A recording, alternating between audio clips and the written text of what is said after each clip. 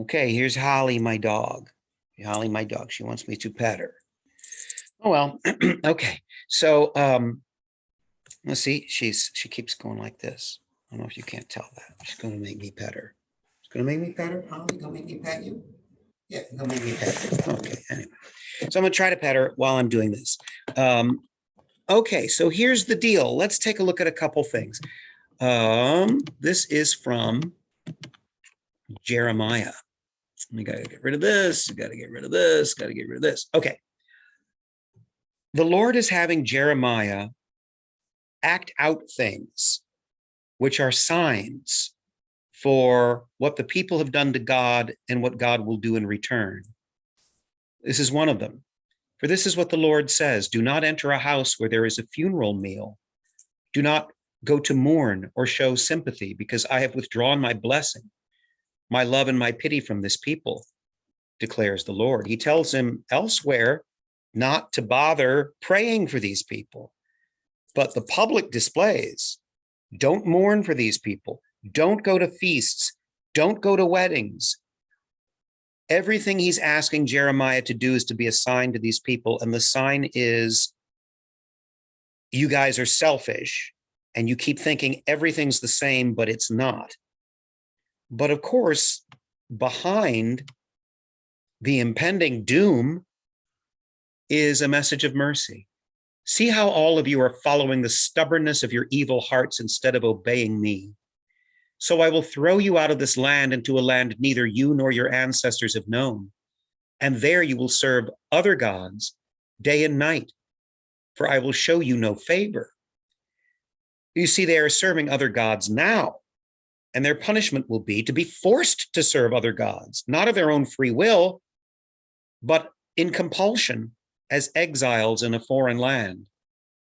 However, the days are coming, declares the Lord, when it will no longer be said, as surely as the Lord lives who brought the Israelites up out of Egypt, but it will be said, as surely as the Lord lives who brought the Israelites up out of the land of the north and out of all the countries where he had banished them, for I will restore them to the land I gave their ancestors. In other words, it would have been a figure of speech. People would say, as surely as the Lord lives who rescued us from Egypt, I'm devoted to the Lord who brought us up from Egypt where we were slaves, with Moses guiding us several hundred years prior. But he says there will come a time when people won't say that anymore. They will say, as surely as the Lord lives who rescued us from the land of the north. That's Babylon. That's where they're going to be taken captive. So, we might say, as surely as God lives who helped us defeat Hitler in World War II. But then there comes a point where we will say, as surely as God lives who helped us overcome the militant Muslims who attacked the World Trade Center. In other words, there will be a more memorable deliverance from God after this punishment.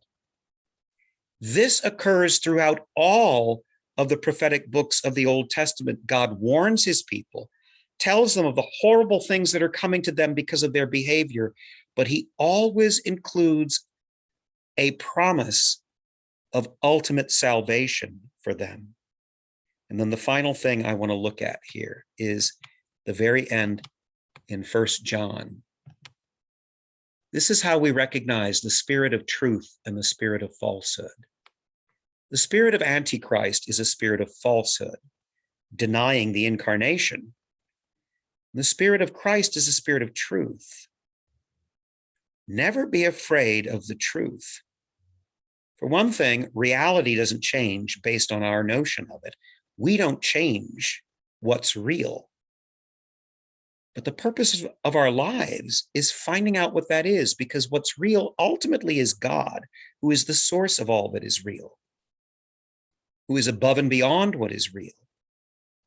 When we would rather fool ourselves with lies that we probably know at some level are lies in our lives, either in our personal lives or in our society, we are living the spirit of Antichrist.